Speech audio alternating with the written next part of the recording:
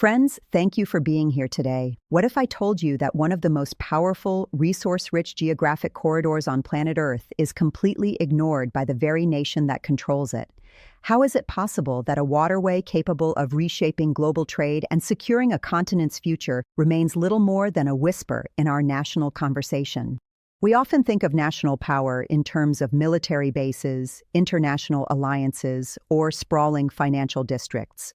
But true, enduring power usually stems from geography. Throughout human history, geography has been the ultimate arbiter of a nation's destiny. Rivers, mountains, and oceans dictate where cities rise, how economies flourish, and whether empires stand or fall. Today, I want to talk about a hidden asset, a geographic titan that sits entirely within the borders of Canada. It is a natural corridor stretching thousands of kilometers, connecting the heart of North America directly to the Arctic Ocean. It drains nearly 1/5 of the entire Canadian landmass. It runs through some of the most extraordinarily resource-rich territory on the North American continent, and it terminates at a coastline that the world's major superpowers are paying closer attention to with every passing year. And yet, despite all of this, it rarely, if ever, shows up in Canada's national conversation. There is no continuous, paved highway following its full length. There is no major port network built around its mouth. There is no single, cohesive national strategy centered upon it, not in the way that other nations build entire empires and economies around their great rivers. The harsh reality is that Canada, at a national scale, has done relatively little to turn this massive geographic advantage into tangible infrastructure and long-term geopolitical leverage. This is the story of the Mackenzie River, the most powerful river in Canada and perhaps North America, that almost no one talks about. If you enjoy uncovering the hidden geographic forces that shape our world, make sure to hit that subscribe button right now so you never miss an episode of our deep dives. To truly understand the paradox of the Mackenzie River, we must first grapple with its unmatched scale. Human beings struggle to comprehend numbers this large, but let us try to paint a picture. The main stem of the Mackenzie River runs for roughly 1,800 kilometers from the icy depths of Great Slave Lake all the way to the Arctic Ocean. That alone makes it the longest river situated entirely within Canadian borders. But rivers do not exist in isolation. If we look at the full hydrological system, incorporating the Peace, Athabasca, and Liard rivers that feed into it, the system stretches an astonishing 4,241 kilometers from the rugged peaks of British Columbia all the way to the Beaufort Sea. It is widely recognized as North America's second longest river system, eclipsed only by the mighty Mississippi-Missouri network. Its drainage basin is a sprawling, untamed wilderness covering approximately 1.8 million square kilometers. That is roughly 20% of Canada's total land area. To put that into a global perspective, the Mackenzie River Basin is larger than the entire nation of Iran. It is bigger than the state of Alaska. It is roughly comparable to the total landmass of Mexico. This colossal system delivers vast quantities of fresh water to the Arctic, culminating in a delta that covers about 13,000 square kilometers, often cited as the second largest Arctic delta in the world, trailing only Russia's Lena River Delta. On paper, looking at a map, this is precisely the kind of geography that builds superpowers. But a stark contrast emerges when we look at how the Mackenzie functions, or rather how it fails to function, compared to similar river systems around the globe. Consider the Rhine River in Europe. The Rhine's basin is tiny by comparison, roughly 1/10 the size of the Mackenzie's. Yet the Rhine is the beating heart of Europe's industrial engine. It is lined with densely populated cities, massive industrial complexes, deep-water ports, and an intricate, highly integrated network of canals. Or look closer to home at the Mississippi River system. Draining about 3.2 million square kilometers, the Mississippi anchors America's agricultural and industrial core. It is the geographic cheat code of the United States, linking the vast, fertile interior of the continent to the warm-water global shipping routes of the Gulf of Mexico. It is lined with metropolises like St. Louis, Memphis, and New Orleans. By contrast, the Mackenzie River is defined by its emptiness. Along its entire length, there is virtually no large-scale commercial development. Inuvik, the largest community situated on the main stem of the river, has a population of roughly 3,200 people. Fort Simpson has around 1,200 residents. Norman Wells is home to fewer than 1,000. If you were to add up the total population living along the entire course of this massive waterway from Great Slave Lake to the Beaufort Sea, it would likely be under 10,000 people. That is fewer people than you would find in a single moderately sized neighborhood in Toronto, Chicago, or New York. There are no major port cities here. There is no deep-water Arctic gateway fed by a sprawling continental rail network. Relative to its gargantuan scale, there is almost zero commercial cargo moving along its waters. For a river system of this magnitude, situated inside a wealthy G7 country, this level of underdevelopment is absolutely extraordinary. This leads us to a fascinating realization. Canada did not forget how to build massive infrastructure corridors. It did not lack the engineering prowess or the capital. It simply chose to build them in the opposite direction. To understand why, we have to look at the demographic and economic realities of the Canadian state. Roughly 75% of Canadians live within approximately 160 kilometers of the United States border. The nation's economic core, Toronto, Montreal, Vancouver, Calgary, Edmonton, is huddled in the south. Because the population is southern, the infrastructure is southern. The national spine of Canada was engineered on an east-west axis.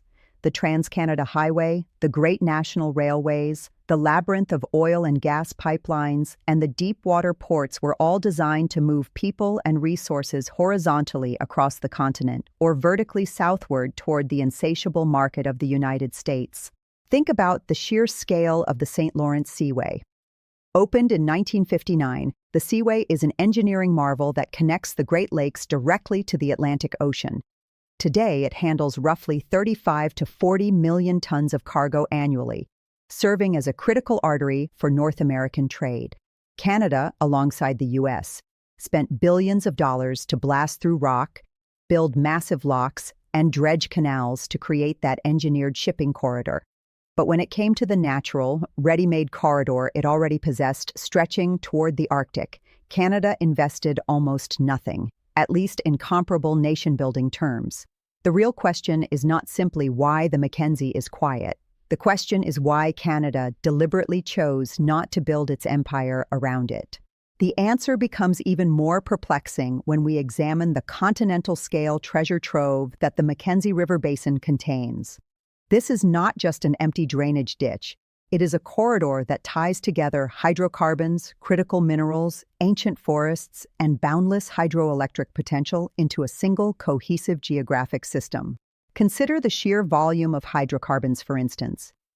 The Peace and Athabasca sub-basins drain northern Alberta, capturing the famed Athabasca oil sands, one of the largest hydrocarbon reserves on the planet, with an estimated 166 billion barrels of recoverable oil.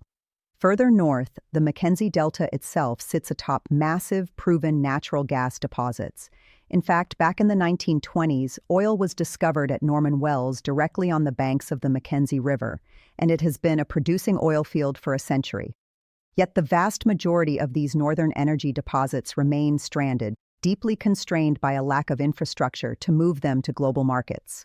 Beyond oil and gas, the basin is a massive vault of critical minerals. The Northwest Territories contain major, world-class deposits of gold, diamonds, and tungsten. Even more crucial for the 21st century, the region holds incredible prospects for rare earth elements.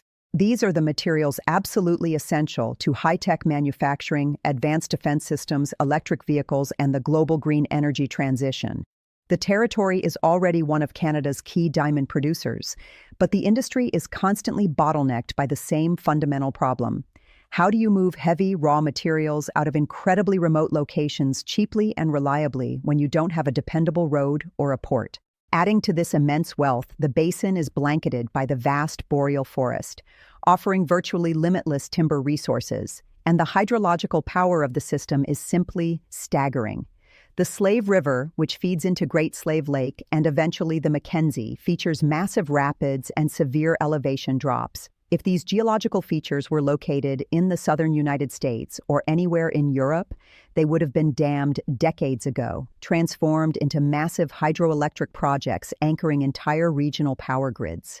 In almost any other country on Earth, a river that geographically integrates oil, gas, critical minerals, timber, and hydropower would inevitably become the economic backbone of the nation.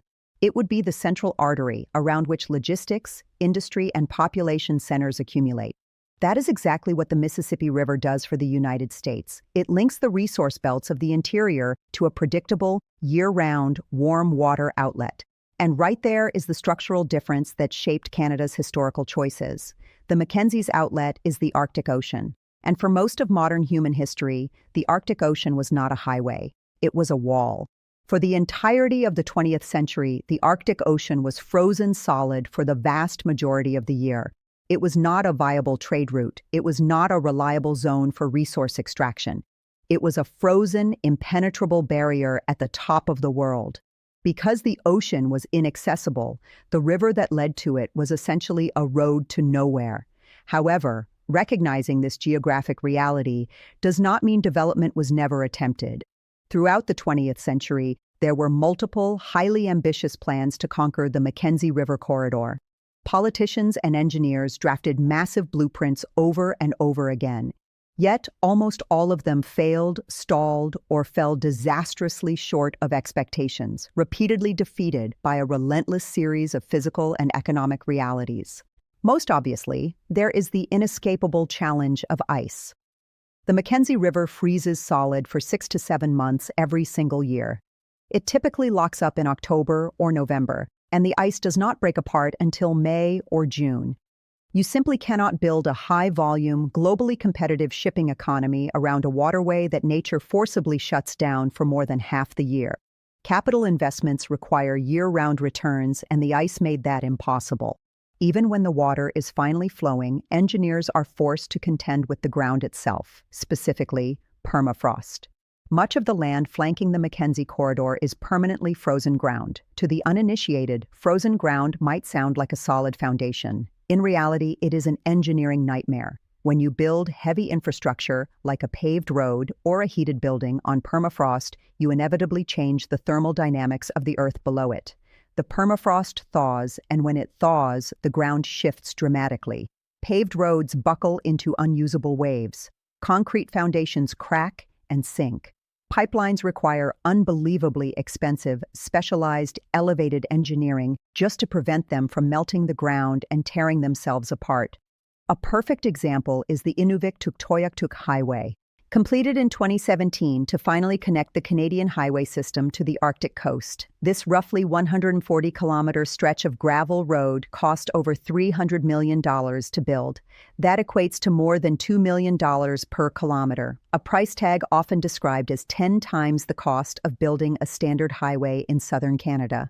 Compounding these environmental hurdles is the sheer tyranny of distance and cost. The Mackenzie River flows flow through some of the most remote, unforgiving territory on the planet. Norman Wells is hundreds of kilometers beyond the end of the all-season Mackenzie Valley Highway at Wrigley. It relies entirely on temporary winter ice roads and expensive air links. Inuvik is more than 1,000 kilometers away from Yellowknife, which is the nearest city of any significant scale. Construction seasons in the north are agonizingly short. Labor is astronomically expensive because workers must be flown in and housed in remote camps. Every piece of steel, every drop of diesel, every bag of cement must travel enormous distances at an incredible premium. If you want the perfect historical example of how fast northern economies can boom and subsequently collapse under the weight of this isolation, look at the Carney project during World War II. In 1942, following the Japanese attack on Pearl Harbor and the subsequent invasion of the Aleutian Islands, the U.S. and Canada panicked. Fearing that shipping lanes to Alaska could be cut off, they launched an emergency wartime project to build a pipeline from the oil fields of Norman Wells across the treacherous Mackenzie Mountains to a refinery in Whitehorse, Yukon. It was a monumental undertaking that employed over 25,000 workers at its peak. It cost roughly $134 million in 1940s currency, which converts to around $2 billion today. It was completed in 1944, and it operated for exactly 1 year. Once the immediate military threat subsided, the pipeline was unceremoniously shut down. It was simply cheaper to ship oil all the way up the Pacific coast by tanker than it was to maintain a remote pipeline in the subarctic wilderness.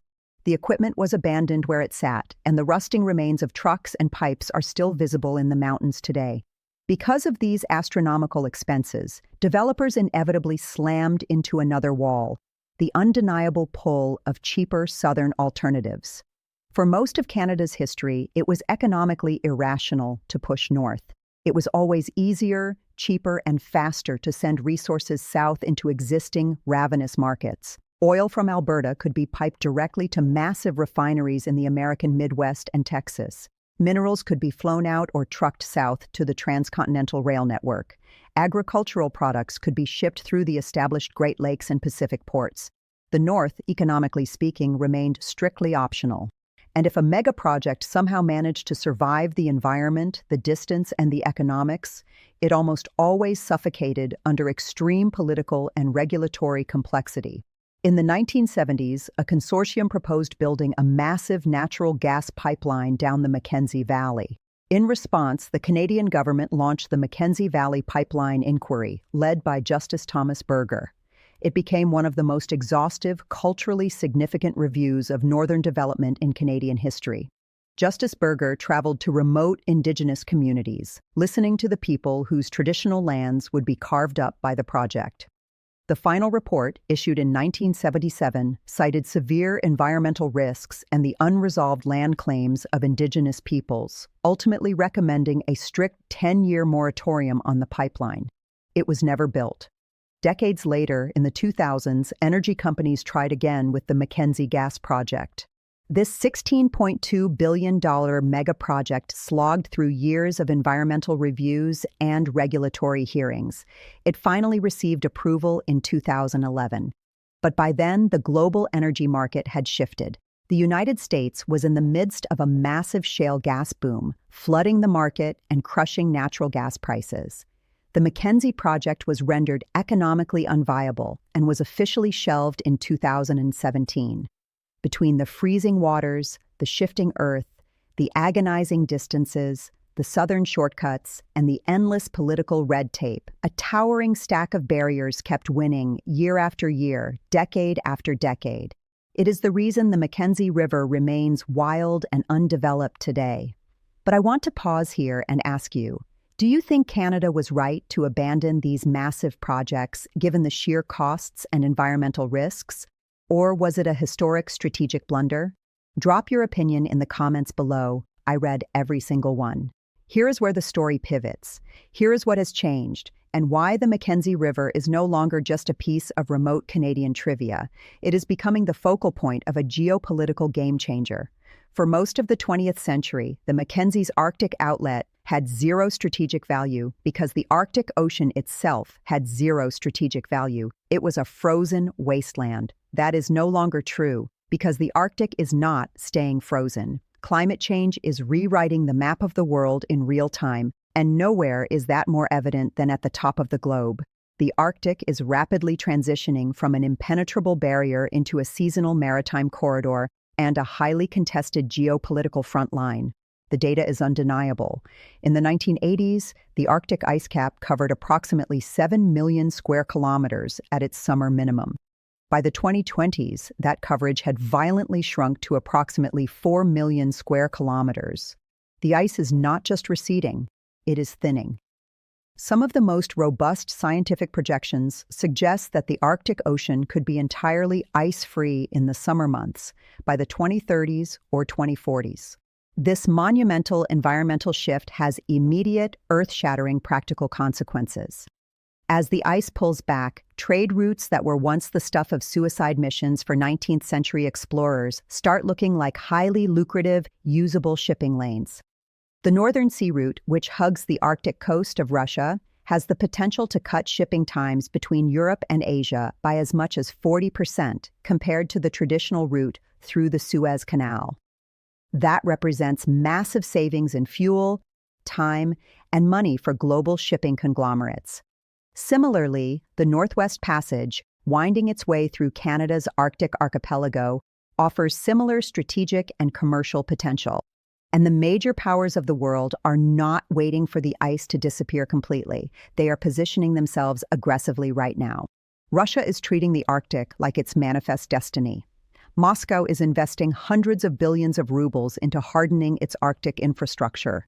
They are refurbishing Cold War-era military bases, building new deep-water ports, and deploying sophisticated radar and missile systems along their northern coast.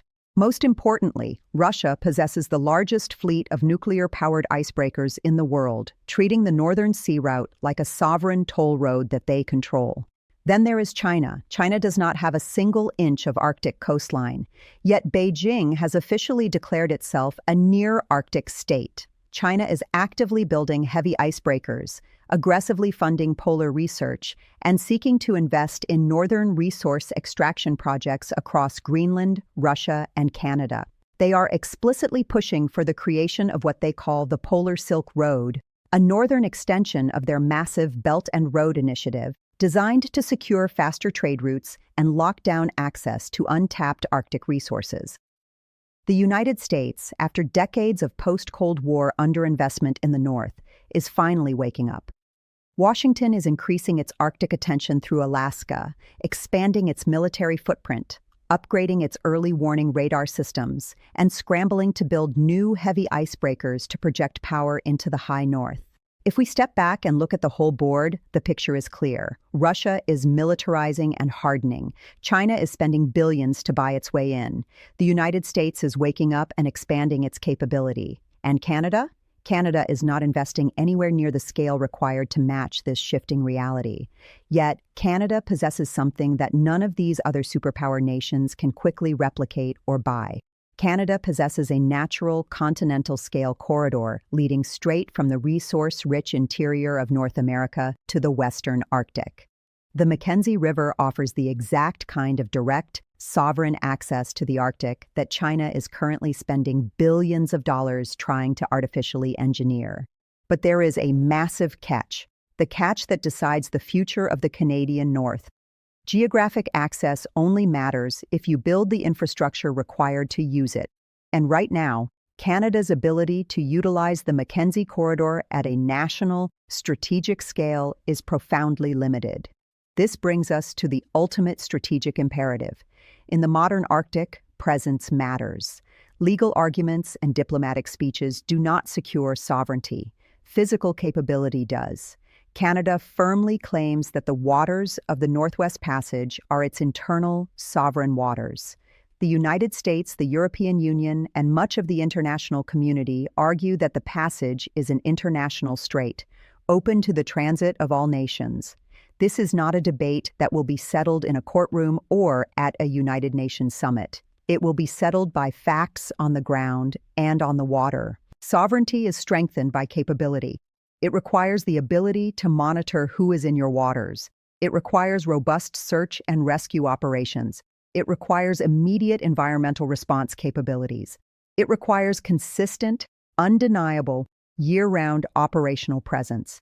Because as the ice melts, traffic will inevitably rise, and as traffic rises, the risks rise exponentially with it. If a foreign commercial vessel or a rogue oil tanker gets trapped or damaged in the ice of the Northwest Passage, Canada needs the logistical infrastructure to reach it quickly. If there is a massive oil spill in the Beaufort Sea, Canada needs the pre-positioned equipment, the staging points, and the deep water ports to contain it before it destroys a fragile ecosystem. If foreign military or research vessels begin operating without permission in waters that Canada claims, Canada needs a reliable way to watch them, respond to them, and enforce its laws. This is exactly where the Mackenzie River transitions from a forgotten geographical curiosity into an urgent strategic necessity. It is Canada's main, natural corridor into the western Arctic. The small communities dotted along its banks, Inuvik, Tuktoyaktuk, Norman Wells, Fort Simpson, these are not just remote towns. They are the front line of Canada's presence on its northern flank. But let us be brutally honest, that presence is dangerously thin. As mentioned, Inuvik holds about 3,200 people, Tuktoyaktuk has roughly 900. The very first year-round road granting reliable access to the Arctic coast was only completed in 2017. Compare this fragile footprint to Russia's overwhelming Arctic presence. Russia maintains multiple sprawling cities entirely above the Arctic Circle, with populations exceeding 100,000. Murmansk alone boasts a population of roughly 300,000 people. Norilsk has about 175,000. Russia has extensive, deeply entrenched military infrastructure, thriving deep-water ports, and year-round commercial shipping operations kept open by nuclear icebreakers. Or compare it to Alaska, where the United States maintains a massive, heavily armed military presence, including major Air Force bases, Army installations, and a network of advanced radar and early warning systems stretching across the tundra. Canada certainly runs Arctic operations. The Canadian Coast Guard conducts icebreaker patrols, and the Canadian Rangers, a remarkable subcomponent of the armed forces, patrol the vast wilderness. But a severe lack of hard infrastructure strictly limits what presence can realistically mean in a crisis. You cannot project power without ports. You cannot launch a rapid response without all-season roads. You cannot secure a coastline if your staging grounds are 1,000 kilometers away. But acknowledging this urgent geopolitical reality forces us to confront an equally critical question. If Canada finally decides to unlock the Mackenzie River corridor, how must it be done? We cannot simply dust off the failed blueprints of the 1970s. The brute force engineering and top-down political mandates of the 20th century will not survive the realities of the 21st. Any viable strategy for the Mackenzie must begin with the people who have called this unforgiving landscape home for millennia. The Dene, Inuvialuit, and Métis peoples are not merely stakeholders in this conversation. They are the rightful stewards of the land. For decades, northern development was viewed through a strictly extractive lens, a system designed to pull wealth out of the ground and send it south, leaving local communities to deal with the environmental fallout and fractured social structures. The legacy of the Burger Inquiry taught us that development imposed from Ottawa or Calgary will inevitably face insurmountable resistance. Therefore, the new paradigm must be built on genuine partnership and economic equity. Future infrastructure, whether it is a deep water port in Tuktoyaktuk, an expansion of the Mackenzie Valley Highway, or a network of green energy microgrids, must be co-owned, co-managed, and designed to directly benefit Indigenous nations. This is not just a moral imperative, it is the only pragmatic path forward. When local communities have a direct stake in the prosperity and security of the corridor, the political barriers that killed past megaprojects begin to dissolve. Furthermore, the physical construction of this corridor requires a technological revolution. We have already established that you cannot simply pour asphalt over thawing permafrost and hope for the best. Building the 21st century Mackenzie corridor means deploying cutting-edge, climate-resilient engineering. We are talking about utilizing thermosiphons to artificially keep the ground frozen under critical foundations. We need smart roads embedded with sensors that monitor thermal shifts in real time, allowing maintenance crews to address structural weaknesses before a highway buckles. We must look toward modular, adaptable infrastructure that can flex and shift with the changing Earth, rather than rigid concrete structures destined to crack. The environmental stakes are just as high as the geopolitical ones. The Mackenzie Basin is not just a resource vault, it is one of the planet's most vital carbon sinks and a deeply fragile ecosystem. An oil spill under the Arctic ice would be virtually impossible to clean up with current technology. Therefore, the corridor we build must be the cleanest on Earth. We must power these new ports and towns not with imported diesel, but by harnessing the fierce northern winds, tapping into geothermal potential, and utilizing small modular nuclear reactors designed specifically for off-grid, zero-emission operations. Crucially, this development must serve a dual purpose. It cannot be solely a military staging ground or an industrial conveyor belt for critical minerals. The same deepwater port that allows the Canadian Navy to service an Arctic patrol vessel must also serve as a commercial lifeline to drastically reduce the astronomical cost of shipped goods for northern residents. The same all-season road that trucks out rare earth elements must also connect isolated towns to modern healthcare, reliable broadband internet, and fresh, affordable food. A true strategic corridor lifts the standard of living for the people guarding the frontier. If Canada embraces this approach, merging Indigenous sovereignty with advanced climate-resilient engineering, the Mackenzie River ceases to be a liability. It transforms into a global model for sustainable, secure Arctic development. It proves to the world that a nation can secure its borders, harvest its resources, and project power without sacrificing its environment or its marginalized communities. The calculus today is entirely different from the past. The ice is melting. The ships are coming. The race for Arctic dominance has already begun. The Mackenzie River drains 20% of Canada's landmass. It creates the second-largest Arctic delta in the world. It connects the deep interior of North America directly to the shores of the new global frontier, and still, almost nobody is talking about it. The real question facing us today is not whether Canada possesses an Arctic corridor. The map proves that it does. The true question, the question that will define Canadian sovereignty and North American security for the next 100 years, is whether Canada will finally decide to use it. Will the nation summon the political will to invest the billions of dollars required to transform the Mackenzie River from a wild, forgotten waterway into a fortified, strategic backbone? Or will it continue to look south, treating the greatest geographic asset it owns like a river that is simply too far away to matter? The ice is retreating, the clock is ticking, the choice is ours. What do you think Canada will choose? Let me know down in the comments. If this video changed the way you look at the map, please hit the like button, share it with a friend, and subscribe to the channel for more stories on how geography shapes power. Thank you so much for watching, and I'll see you in the next one.